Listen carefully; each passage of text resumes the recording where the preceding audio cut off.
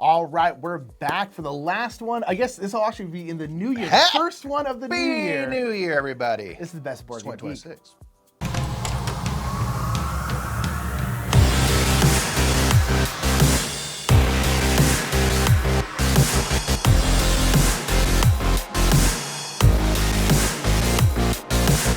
What's up, everybody? I'm Mike. I'm Nick. We are the Brothers Murph. Happy New Year It's again. a new year when this comes out. Happy New Year, the Geek, man. Let's Yeah? get excited for the New Year games. Yeah. We are just exiting the holidays as of this release, and so we are going to talk about everything that kind of brought the year to an end with the Board Game Geek world, the hottest games, some Board Game Geek news, and speaking of news, let's hop right in.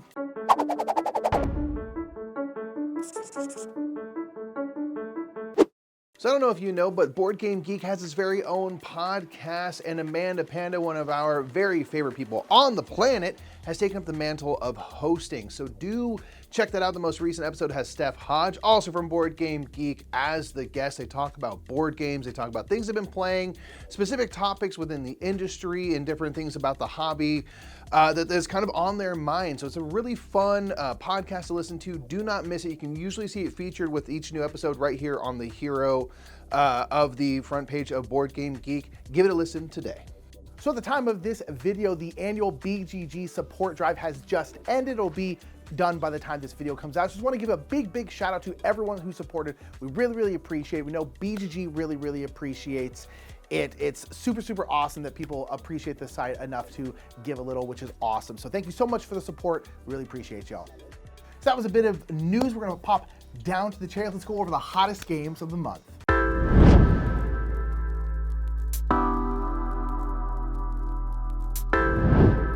Nick, we're here to talk about the hottest games of the month. All right, now it's the holidays. A lot of people are getting little goodies and stuff. I feel like, things that people have been anticipating are coloring the hotness.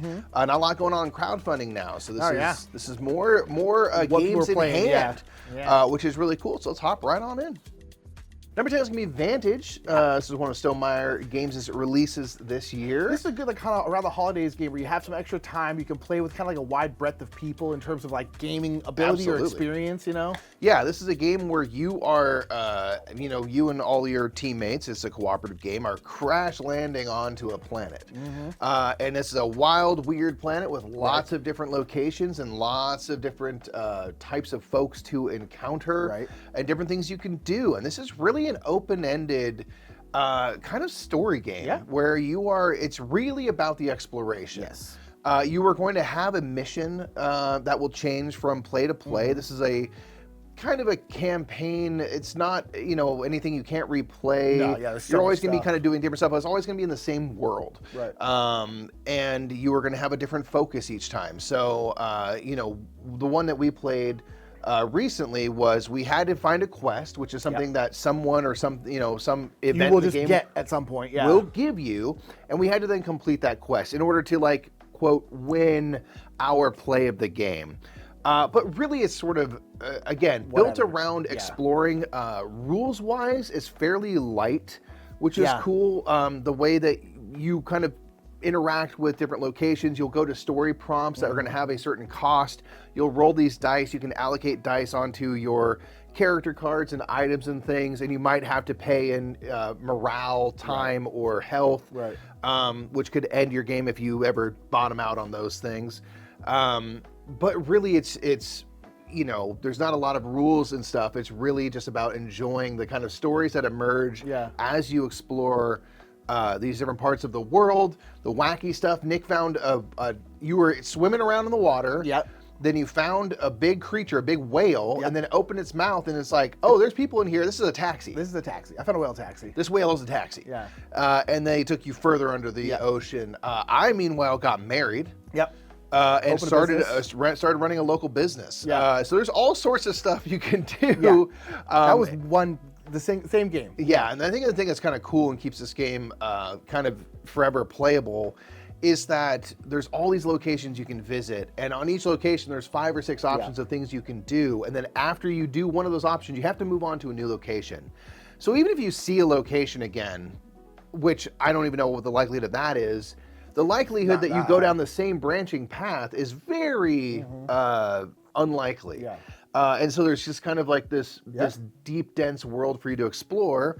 And I agree. I think it's a game that you can kind of play with anybody because, again, there's not a ton of rules. It really is about just exploring around. And the game doesn't get in its own way in that regard, which I think is why it's kind of had it popping up on the hotness. Number 9 is going to be Bomb Busters. Yeah, this is ever since it's one of the Spiele's Jahres. I mean, it's around. just been, it's on BGA, so people can play it a lot. This is also you'll hear us say this a lot, this is also a good like holiday game because it's like kind of mission-based, where you're trying to like defuse these bombs, kind of a deduction and stuff. So you can play like a bunch of them in a row. Yeah. This has been all over the most played games of the month because, again, it's easy to kind of go bop, bop, bop, bop, bop. This is actually one that's not on Board Game Arena, and yet it still has tons of plays. I thought it was. Okay, gosh, it should be. It's just that you're playing mission after mission. It's a really fun deduction, limited communication kind of game where you are trying to find matching numbers. And we all have a slate of, 8 or 10 of them. And you are basically trying to not cut the red wire. Right. Then you go boom. And so you have some information. I can see what numbers I have, and by that I can deduce that, well, there only must be X amount of 12s among the rest of the players because I have 2 of them. There's only 2 more out there.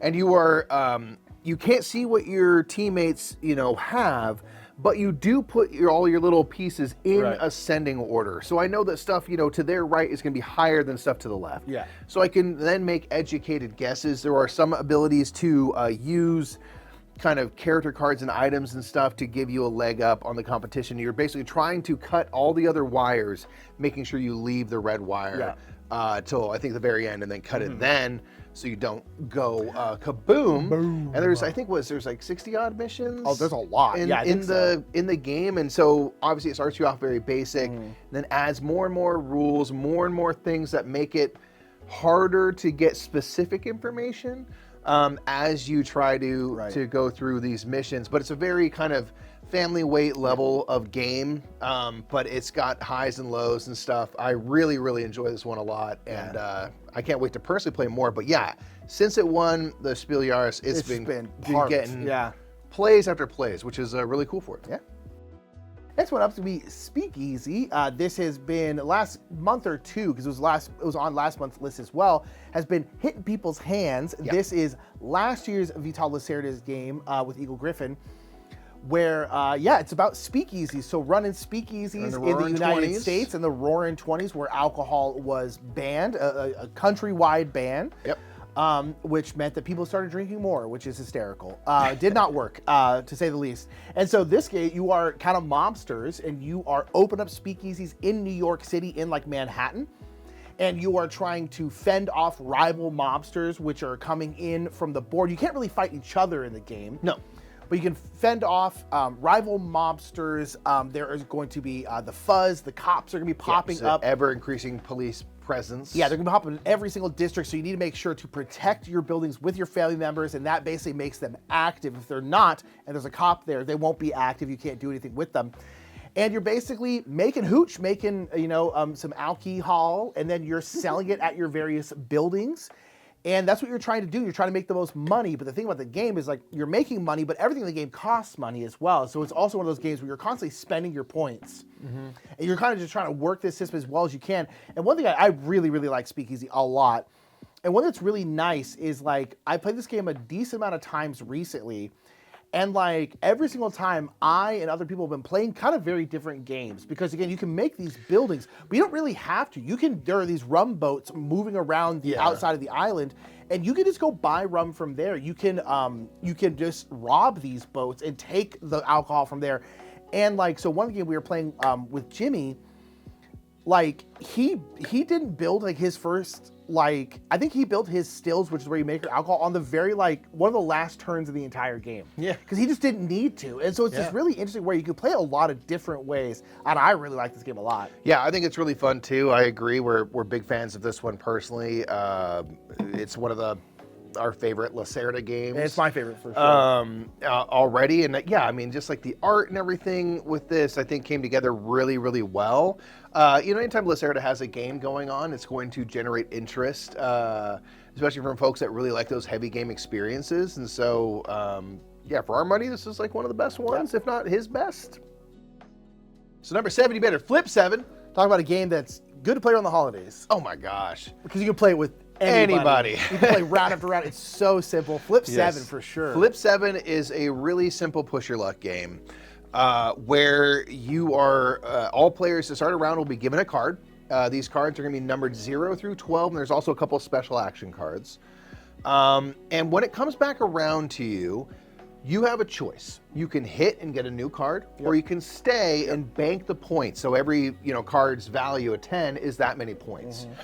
The trick is that if you take a new card and you get the same card twice, you bust and lose all things. Now, of course, you want the high value cards, 12s, 11s, and 10s. But the value of the card also shows how many copies of that card are in the deck. So there are 10 10s, 12 12s, 1 1. Yep. So the higher number cards, very valuable. Probably likely to pull up a second one of those. So that's really the crux of the game. Yep, that's it. And we are fans personally of those kind of pure push your luck. Yeah. This is boom or bust. Super quick, Super quick, and you're trying to get to 200 points first. There are a couple of special action cards, draw 3, that you can play on yourself or another player, and whoever gets that card has to immediately draw 3 cards. Yep. For better or worse. There's a freeze, which basically, all right, Nick, your round is over. You do get to bank your points, but I can stop you from getting any more. And then a second chance card, which means you can bust once. Yeah, you got 2 lives. Without busting out of the round. Yeah. It's so fun. It's just like... It's just silly fun. You can make bad decisions. Yeah. I have a 10 and 11. Yeah, let's go for it. And of course, the 10 or 11 comes up again. Or you pull and you stay alive and bank all these points. And it's just so fun and so silly. It's great. I agree. I think you can play it with anybody. Around the holidays. I mean, this is getting played over and over and over and over again. It's on BGG. People play it so much. But then this is the kind of perfect, family gathering party game. You can play it. It's so simple. It's just your only decision is stay or hit. That's it. Yep. It's very, very easy to play with everyone. And it's very, very fun. Ark Nova is great. Ark Nova is fantastic. I like it a lot. It's so popular. It's been out for a while now, and it's just doing just fine for itself. It's doing just now fine. With a little sequel 2021. I mean, this is going to be its 5-year anniversary, I think, and it has just been this pop. I mean, it is probably in the hotness at least 50% of the months, if not 50%, close to 50%. And it's 5 years old. That's nuts in terms of longevity. Yeah, right. And this is a game that you are running a zoo. Yep. You are using your action cards, which will basically give you a strength value between 1 and 5. And when you use a card, it goes back to the one side and pushes everything else forward. So the longer you wait to take an action, the stronger it becomes. And you're really kind of trying to sequence your actions. You're building enclosures for animals. You're playing animal cards, playing these sponsor cards, which have all sorts of different effects. It might give you discounts, access to end game scoring. And as you play these cards out, you're going to be generating appeal, which is, the cool animals in your zoo that people get to look at. That's going to move you up one track, and then you're going to focus on conservation efforts, which are going to move you up another track, and you're trying to get those two markers to cross paths in whatever kind of balance you find fitting. There are just a lot of ways you can kind of go about generating your points. It's very much a race to end the game kind of game.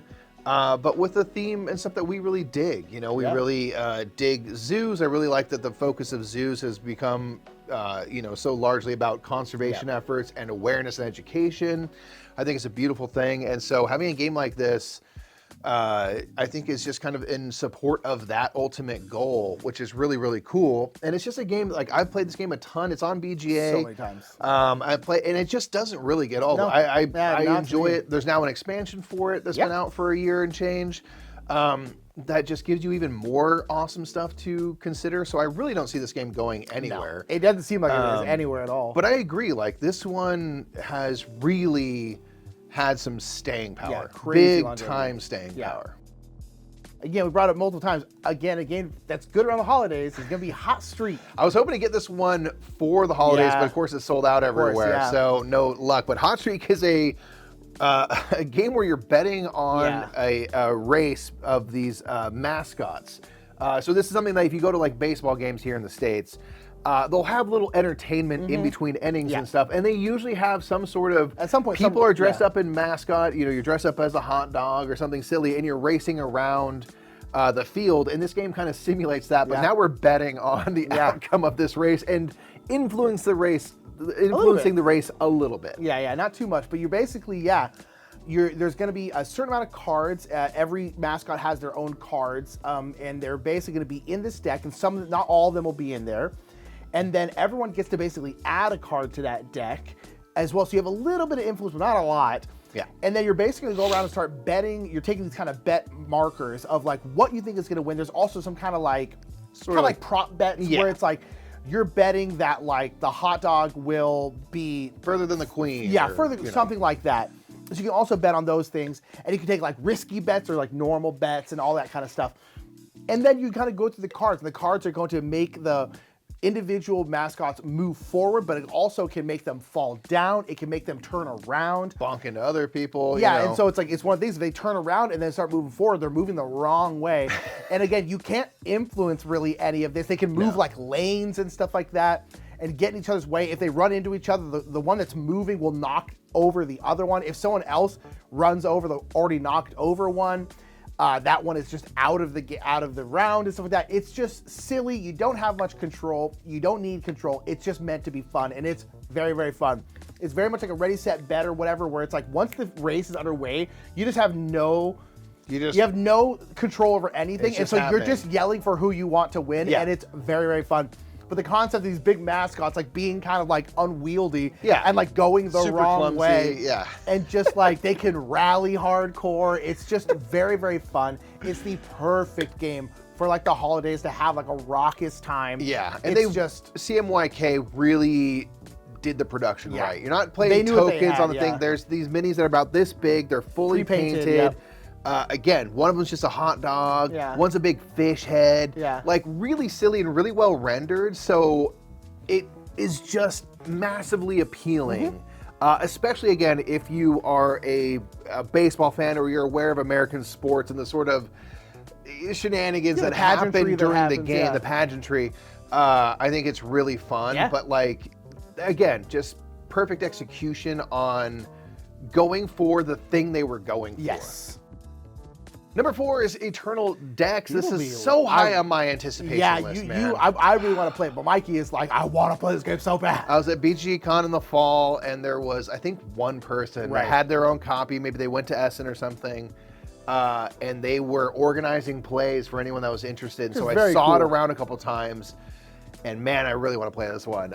This is a cooperative game where you are trying to accumulate 4 points. There's many ways you can kind of gain these points, but it is a limited communication card playing game where you're going to have these cards that are different numbers and colors, and you are going to be playing them down into various areas. There's kind of an area in the middle of the board called the field. There's 3 rows. There's the river down on the bottom, and the field area, mainly we're going to be playing cards. There's kind of standard rules of you can't have the same color directly next to each other. So if I play a blue, I can't play a blue right after. You can't have the same number touching, so you can't have a 1 and a 1. And then the rows will have other rules in addition to that. So like one of them will be that the numbers have to be ascending. One will be they have to be descending. Sometimes you have rows that don't have rules other than the basic rules. And you're kind of trying to stay alive long enough to accumulate these points. So at the end of these rows, there are Eternals that are going to have their own deck of cards that have, they show on there like what cards they're going to have in there, what colors, what values. And if you're the person who plays the last card in the row that's directly next to an Eternal, you get to choose one of the Eternals that are still in that row to take, and you gain all their cards. This is important because if you ever run out of cards, you can't play, everybody loses. So we need to try to, communicate in our way. We can't say what cards we have, but, talking strategy-wise about like, okay, Nick's getting pretty low on cards. We need to make sure that you can finish this row so that you can get some more cards in your, in your kind of deck in hand. And what is cool is as you get these Eternals. Obviously, you get more cards. There are special action cards that come up and stuff like that. All cool stuff. However, each Eternal is also going to have a curse. So it might have an additional rule now where it's saying, this one says like you can't play 4s to the field. No one can play a 4. And that affects everybody, not just the person who took that Eternal. And so there are ways you can get these gems to negate their curses. But as you get more of these Eternals, you'll start to generate points. There are also other things you can do in the game to get these points. So you're really trying to stay alive, strategically achieve these goals to be able to get these points. And there are a whole bunch of, I don't know what you call them, modules or scenarios or something in the box. And so kind of what I was describing is sort of the base game, but then there's all sorts of other content that increases the difficulty. But I like the simplicity of like, here's some basic rules, no colors touching, no numbers touching. Oh, but this has this particular rule, this has that particular rule, and how you kind of manage that card play to stay alive, get people, the cards they need and stuff like that, and kind of go for those goals. I think it's super cool, it's super pretty. Yeah, it's really and kind cool. of it's got a cloth board, it's all kind of black and white, but then you have, these pops of color from the cards you're playing. I just think it's a really striking game, which I think is what has kept it kind of in the hotness. Next up is going to be Fate of the Fellowship. This has been hovering around the hotness basically since it came out, since it was announced basically. Started popping on a lot of people's end of the year list, I think. Yes, a lot of people's end of the year lists. A lot of people are probably getting it for Christmas, playing it for the holidays or whatever. But nonetheless, Fate of the Fellowship is a pandemic system game, so set in the pandemic kind of system, but it's the Lord of the Rings universe, and so you're basically doing 4 quests, 4 objectives you have to do, one of which will always be destroying the ring. Frodo and Sam got to go destroy the ring. It's important. But then the other 3 kind of objectives can be lots of different stuff from the books. You could have to you do the Mirror of Galadriel, so you have to go to Lothlorien and do this kind of stuff. You could do lots and lots of different things. There's a whole bunch of them, which is nice because they really change up the game because they force you to go to other places. They force you to do specific things in specific places. They might force you to play as specific characters. In the game. And so you're basically trying to do those objectives and then finally finish the last objective, which is destroying the ring. And then like Pandemic, there's lots of different ways you can lose. You can actually, I guess technically in this one, there's only one way to lose. Everything funnels into that one way, though. You basically don't want to fall to despair. Yes, you can lose hope. So in normal Pandemic, if you run out of cubes, you lose. In this case, if you run out of, not cubes, but troops. Army, troops. You then start to lose hope. And so if you do this, you lose hope. And so it all comes out of hope, which I actually think is kind of a nice way of doing it, where it kind of just all hinges on this last thing. There's still many things that you have to track to not lose that hope, but it's always the same result. And different things will make you lose more or less hope. But it's nice to have that one thing to track. You can see very clearly we're pretty close to losing right now because this track is low. Maybe we'll change something over to a Haven to get some hope back. It's really, really fun. Pandemic was our gateway game. We're massive Lord of the Rings fans. There's always something behind us that's Lord of the Ringsy. Chilling. So this was a home run for us, was always gonna be a home run for us, and it was very, very fun, very good, and we enjoy it quite a lot. Absolutely. Number 2 is going to be SETI, Search for Extraterrestrial Intelligence. We just got to play the expansion. We did. We're sitting right there. I can see it from here. Yes, this is a game where you are scanning the night skies, sending probes out into orbit, into the planets in our solar system, looking for traces of alien life. And of course, in this game, we will find that alien life, which will give us all new opportunities to score points. It's a big old point salad game. Basically, Very Euro. But this is a game where you are managing your resources to take different actions. Again, you can launch probes, you can kind of run your data computer, you can play various cards that you have acquired that are going to maybe give you extra missions and things and maybe a focus to go for, all in name of generating those points. And what's really cool is there's kind of basic things in every game that will score you points and do stuff as you develop your technologies and all that jazz. But when those aliens come out, and they may reveal them at the same time or different times, depends on the game state, they're going to open up all new opportunities and kind of a focus for you to be able to score more points. A lot of the aliens come with their own set of cards that kind of focus into their theming. as well. And yeah, it's a game where you don't have a ton of resources, so you're really trying to extract as much as you can out of every individual round. And there's lots of things you can do to kind of bonus stuff together, get bonus resources and things like that throughout the game. But it's just one that we've really enjoyed. I love it so much. That kind of like, it feels like Lost Ruins of Arnak, which is also from CGE, in that you're trying to find a way to keep that round going, keep doing more actions and stuff. And SETI kind of really takes that even next level, I feel like. It really does. And the expansion is really great. It gives you individual player powers, more aliens, and things. And yeah, I don't see SETI going anywhere, to be honest. It's like in the top 20 of BGG already. That's crazy. Like, it's nuts. Yeah, it's only been out for a year. It's insane. That's pretty impressive, man. Yeah. Pretty impressive rise. So yeah, clearly we are not alone in enjoying it. I think ever hits BGA, it's going to explode. I can't wait, man. I'm like, make it happen. We got Arnak over there, so why not, SETI? Come on, baby, I need it. That is number 2, SETI, The Search for Extraterrestrial Intelligence. Number 1 is The Old King's Crown. This is definitely the hottest game right now. People are playing this a bunch. People are loving this. Aldi from BoardGameGeek loves this game. Yes, you got to play it. Yep. It's was a pretty big Kickstarter. It's hitting people's hands. Yeah. Really cool, interesting kind of take on war. And like the artist is the designer, which is super cool. And it's really cool. Gorgeous. It's really just like a vibrant, beautifully drawn board game. It's so cool looking. And a fantastic production. I think they're going to be doing another crowdfunding, like another print run, because this one has gone so well. Don't quote me on that, but I think there's something. That one will probably be pretty good because the word of mouth has gotten out so hardcore about it. And this is an awesome game. This is a game that, like you said, it's kind of a take on war, where you're going to be going through different rounds, and you are going to be ultimately playing cards to these 3 lanes, these 3 regions where a battle will ensue. And to win the battle, you gotta have the highest value card. Of course, it's not as simple as that, because there are a lot of things you can do to change what card you've played. Occasionally you can play a card and then to one lane and then move it to another lane. So now you can add the value of your 2 cards together. There's assassins that can knock out other cards unless they have a helmet, which means they block and actually kill the assassin, and just on and on and on. As you try to control these regions, every time you win a region, you'll score at least a point, and then there's a kind of ability that you get to do.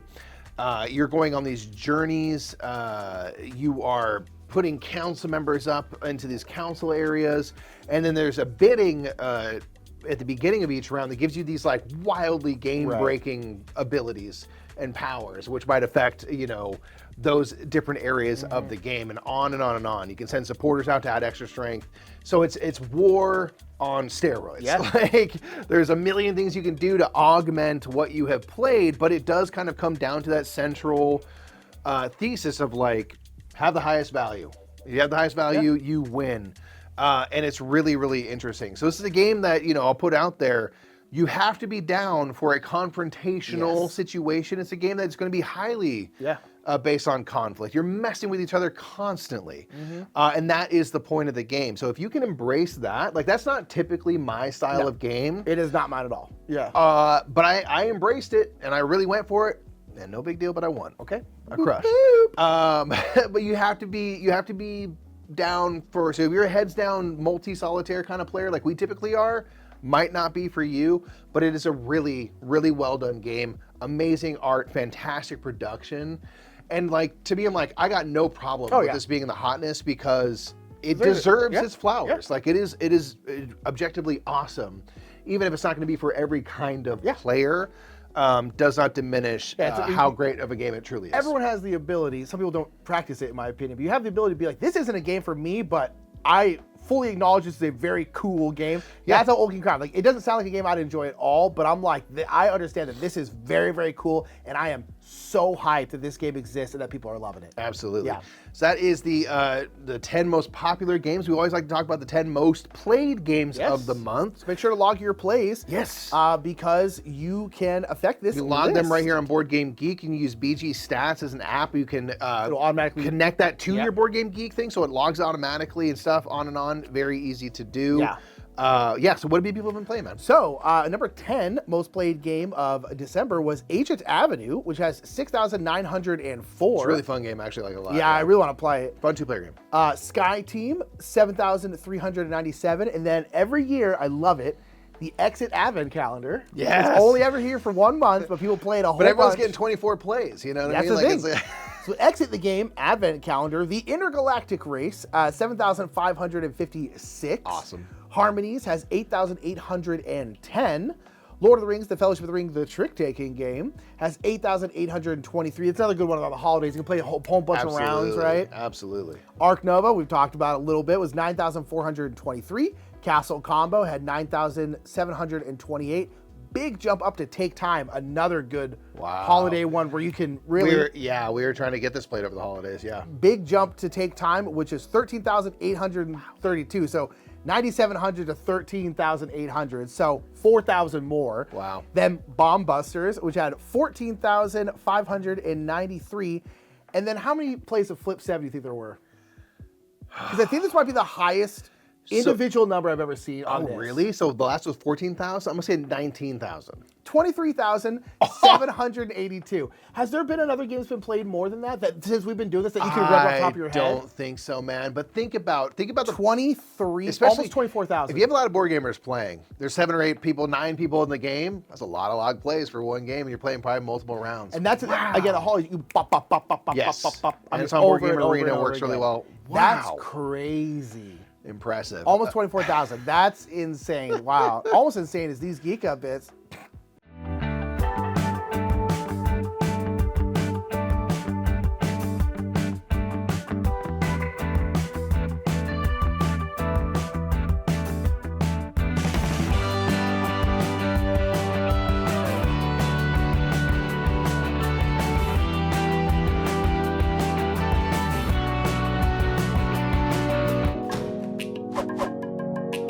My Murph pick is going to be these amazing 3D printed bits for Quacks of Quedlinburg, which is absolutely crazy. Hobald, the user Hobald, made these really cool scoring markers that kind of match all of the various ingredient types, like little bird skulls, little mushrooms, stuff like that. But one of the coolest parts is they made little rat miniatures that show your rat tails, and they kind of have the bottom base of it matches kind of like the blue-greeny of the bubbling cauldron.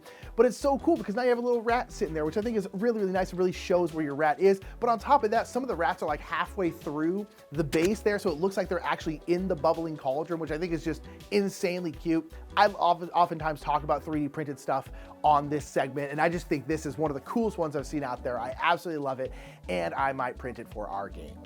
So my Murph pick is going to be the Creator Spotlight. This is something that's really fun. If you kind of scroll down the front page, you can see different creators being highlighted, and I came across the creator Big Posty as a result of this Creator Spotlight, and I really, really enjoy their videos. They have a really nice kind of video essay style that mirrors the kind of style of videos I listen to in my own, free time, but this time it's about board games. So they have the music, the really nice kind of scripted narration, really well thought out pieces about specific games, different things within the board game industry. I really, really enjoy their style. And this is something that I really appreciate that BoardGameGeek does, is that Creator Spotlight, because I did not know who this creator was prior to them being spotlighted. So thank you, BoardGameGeek, for doing that, and check out Big Posty. All right, man, it's at the end here. Favorite game you played last month to wrap out 2025. Here's the thing. I'm not gonna choose my favorite game. I'm gonna choose my favorite gaming experience because I played much better games than this, but I'm actually gonna choose Uno.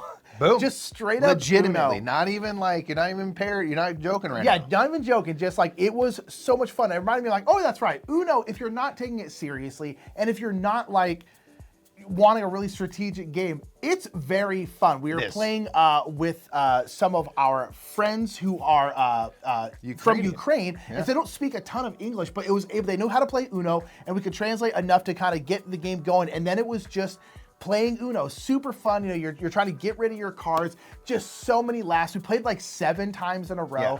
And here's the thing. Again, is it the greatest game ever made? No. Is it the most strategic game? No.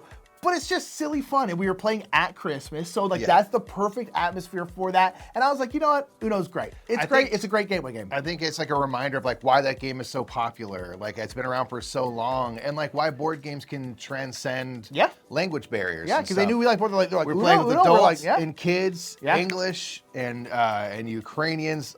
You know. We were learning, you know, the colors. The colors in Ukrainian. It was awesome, man. It was so fun. My pick for the month is going to be Luthier. So we played this back when it was on crowdfunding, you know, a year and a half ago in its prototype form. And then we got to play the final finished form of the game, and I've been looking forward to trying this one for again for a while, and it was really, really good. We played a 3-player game. I soloed it as well right after. I really enjoy this game. It's got really great vintage and trait art. You are making instruments. You are doing performances, repairing old instruments. You're trying to build instruments for these patrons that you are bringing in, all in the name of scoring prestige, your victory points.